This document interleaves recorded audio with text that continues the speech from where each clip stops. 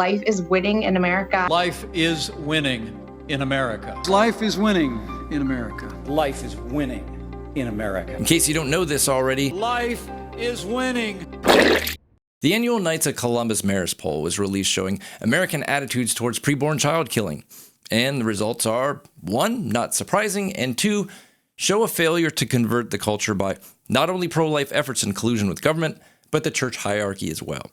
Out of 1,025 adults 18 years of age and older residing in the United States, how many want to see preborn child killing completely abolished in 100% of the cases? 8%. What was that number in January of 2008? 15 years ago, 13%. Only 67% of practicing Catholics describe themselves as pro-life. Any Catholic bishops care to explain that one? For years, we've been talking about converting the culture and making preborn child killing unthinkable. Well, how are we doing? 25 recent polls show Americans are pro-life on preborn child killing. Okay, let's take a look at a few of those polls. In a North Carolina poll, how many favor a law banning the killing from the moment of conception? 9%. Despite 38% saying they believe life begins at conception. A survey by 19th Polling found only 10% want all the killing abolished. Fox News measured 11% want it illegal in every case. A Trafalgar Group poll only asked, which of the 2 bills introduced in Congress would you support? A 15-week ban or a woman's right at any time law? Well, if I were answering the question, I would say neither. Another Trafalgar Group poll in South Carolina only offered choices with exceptions. Harvard-Harris poll only offered choices with exceptions. National Right to Life also only offered exceptions in its choices. Maybe that 6.1% represent those who want it completely abolished. Who knows? Why are we trying to push this idea that most Americans are pro-life if the polling shows most Americans are okay with some killing? Is a person pro-life as long as they think the killing should be limited to 8 weeks? Someone might want to put that on a t-shirt. It's okay to be pro-life, with exceptions. It just seems like the pro-life movement is desperate for good optics, so we manufacture these clickbait headlines that pretend to show something that doesn't really exist. The Knights of Columbus poll shows 25% want the killing limited to the first trimester. What was that number in 2008? 24%. Okay, well, that's just the Knights of Columbus poll. Let's look at Gallup. In 1975, 22% said they think preborn child killing should be illegal in all cases. In 2022, 13%. What about legal under a few circumstances? In 1994, 38%. In 2022, 32%. How did we get this headline? Gallup poll shows pro-life progress. A plurality of Americans now identify as pro-life, with 49% of respondents calling themselves pro-life and 46% calling themselves pro-choice. So self-identification is a benchmark for progress? And what is that worth?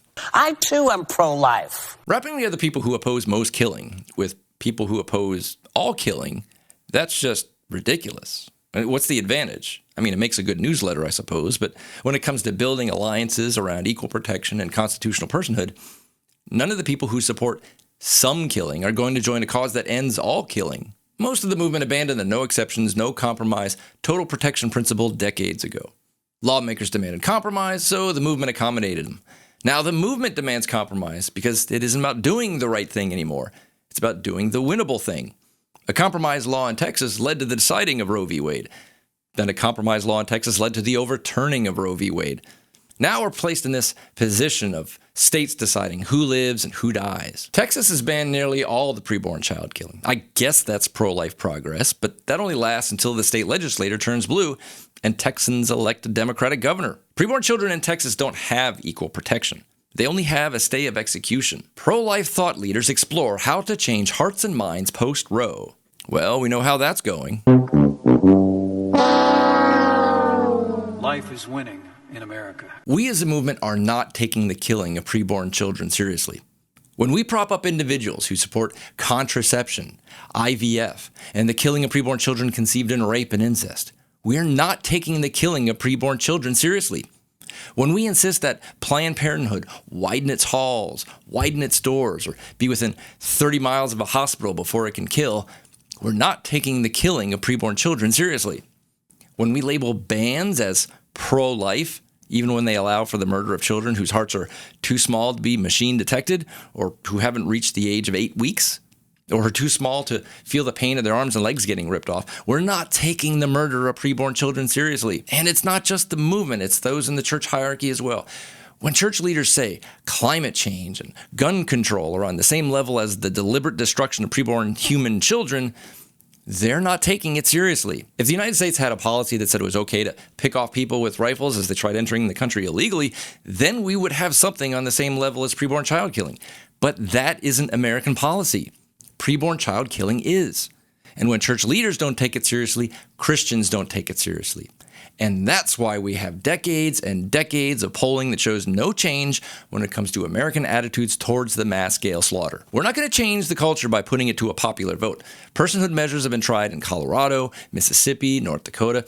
All failed because we're not taking the killing seriously. It's going to take bold leadership to declare that preborn children are persons protected by the 14th Amendment. It's going to take treating the killing as a criminal act and not a symptom of victimhood. And it's going to take fearless spiritual warfare to starve the industry of its means of killing, especially in states where the killing is most popular. If you agree with anything I've said, why not give the video a like? And if you disagree, tell me why in the comments. And remember to always love your neighbor, born and preborn.